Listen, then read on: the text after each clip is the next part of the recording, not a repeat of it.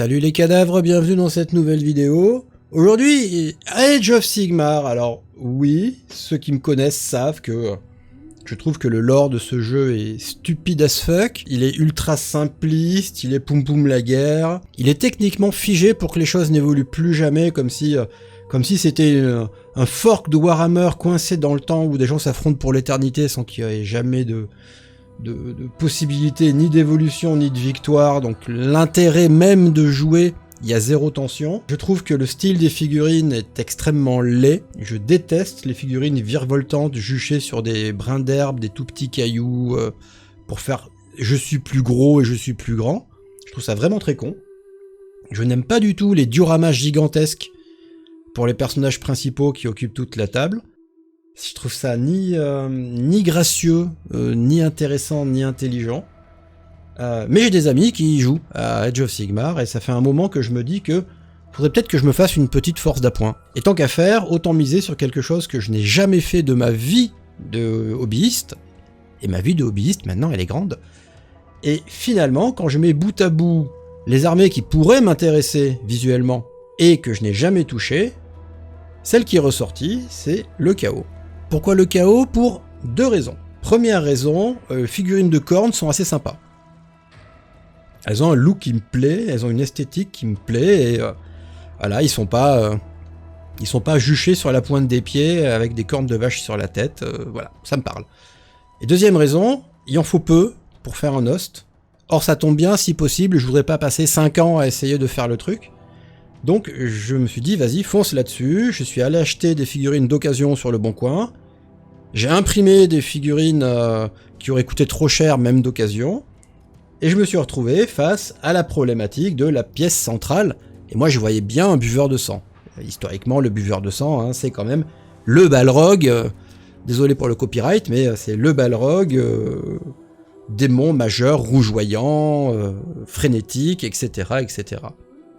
Déjà à l'époque où moi je jouais à Warhammer Fantasy Battle, c'était une assez bonne figurine dans une armée, c'était toujours impressionnant un buveur de sang. Mais alors maintenant c'est devenu carrément gigantesque, et j'avais le challenge de me dire tiens, est-ce que je vais arriver à faire un buveur de sang crédible et cohérent. Je suis allé prendre une photo officielle, où on peut voir que ça ressemble absolument à rien, hein, le Balrog il est sur un jumpstick en train de sauter dans les airs sur une toute petite colonne de flammes. On remarque pas du tout qu'elle est là pour le maintenir. C'est très discret, c'est hyper bien fait, c'est incroyable. Donc je me suis dit hors de question que j'en achète un d'occasion.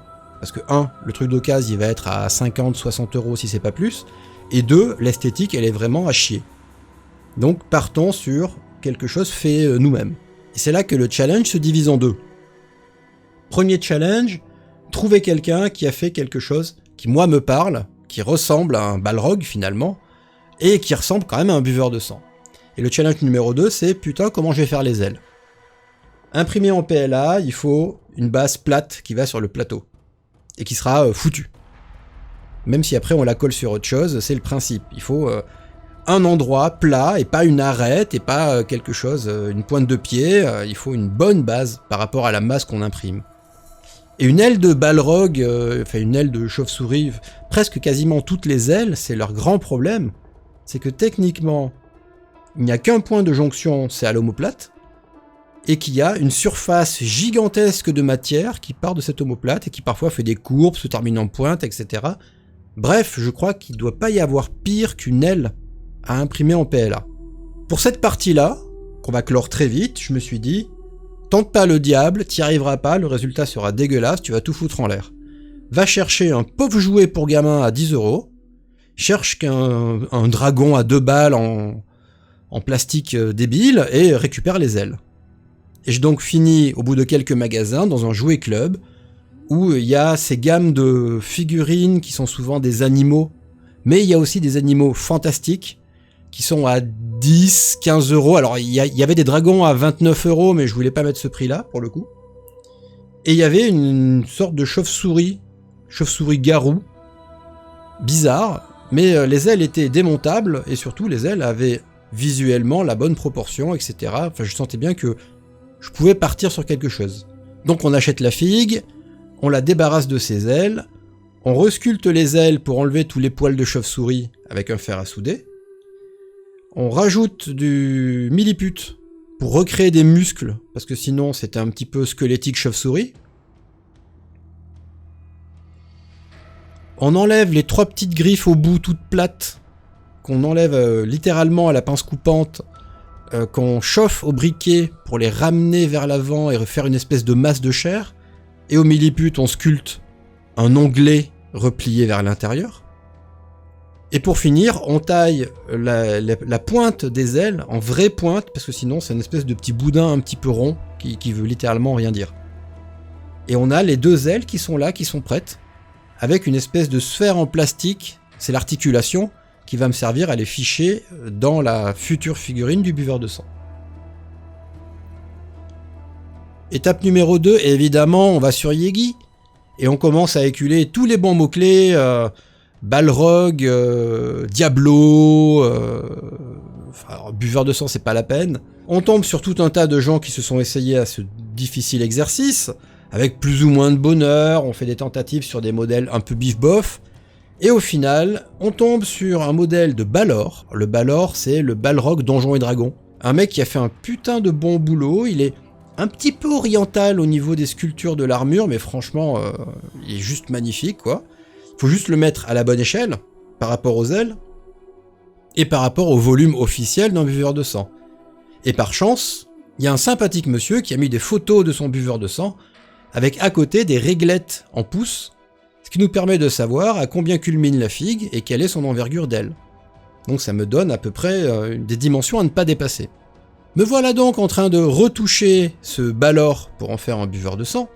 Je commence par lui enlever la tête, qu'il faut que j'imprime à part, et je la coupe juste sous les cornes, histoire que les cornes puissent s'imprimer à plat, et qu'une fois collées, on ne voit rien.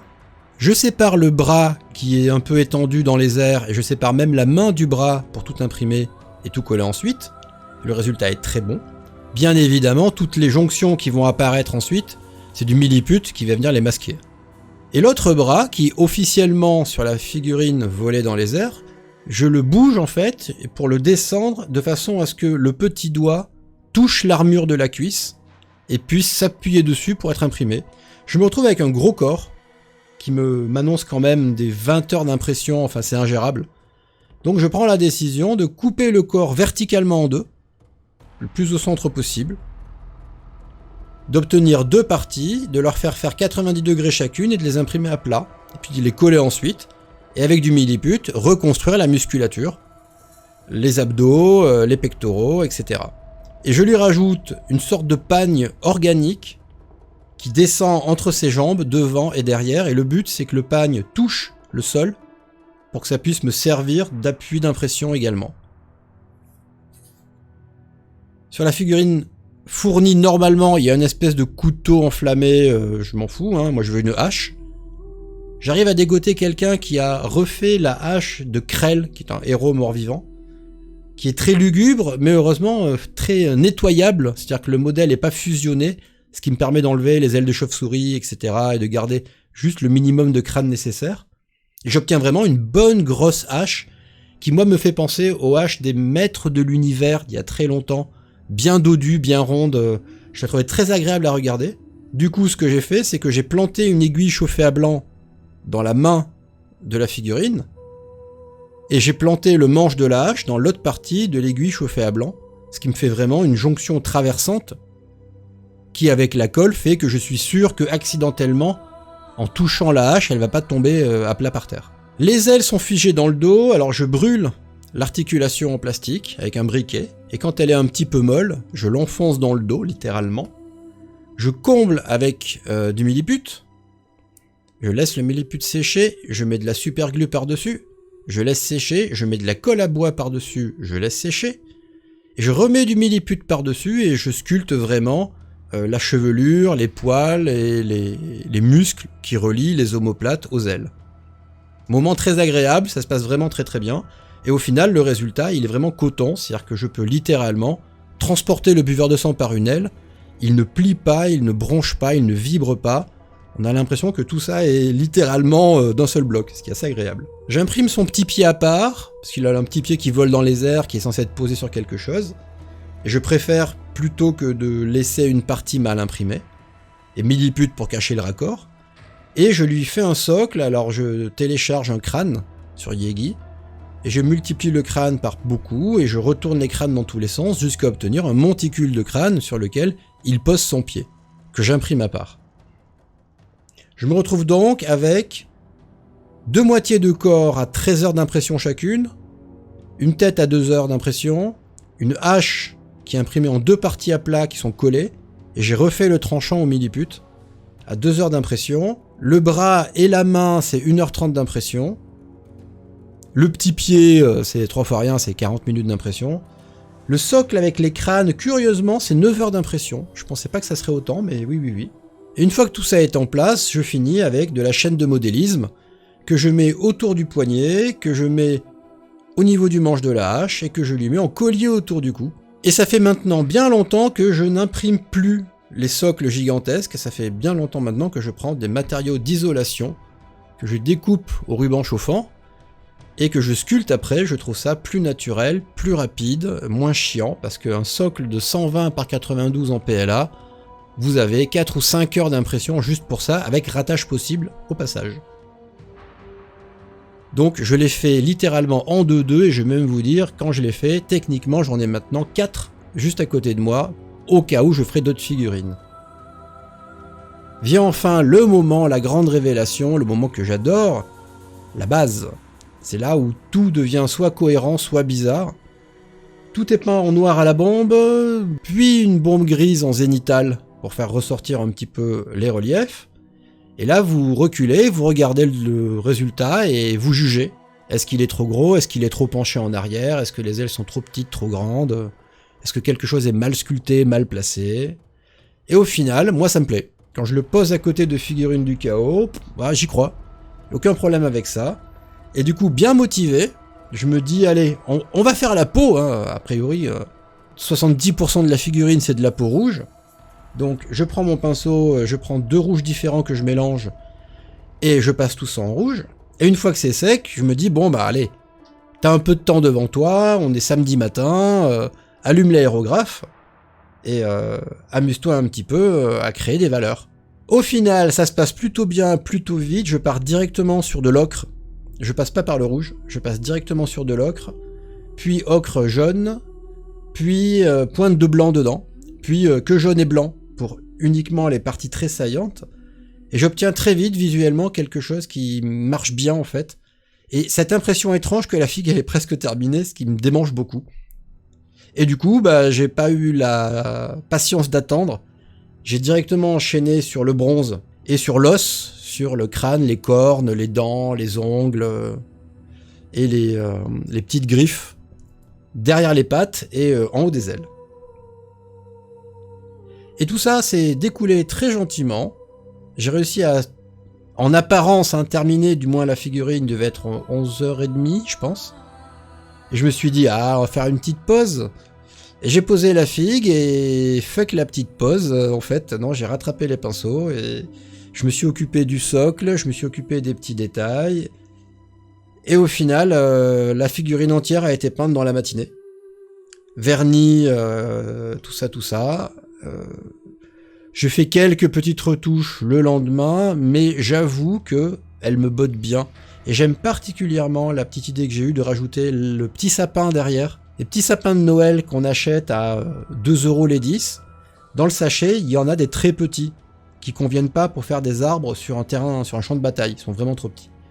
Par contre, sur un socle comme ça, je trouve qu'il rentre parfaitement, et qui donne une hyper bonne valeur d'échelle de à quel point la créature est grande, parce qu'elle a un petit arbre à côté.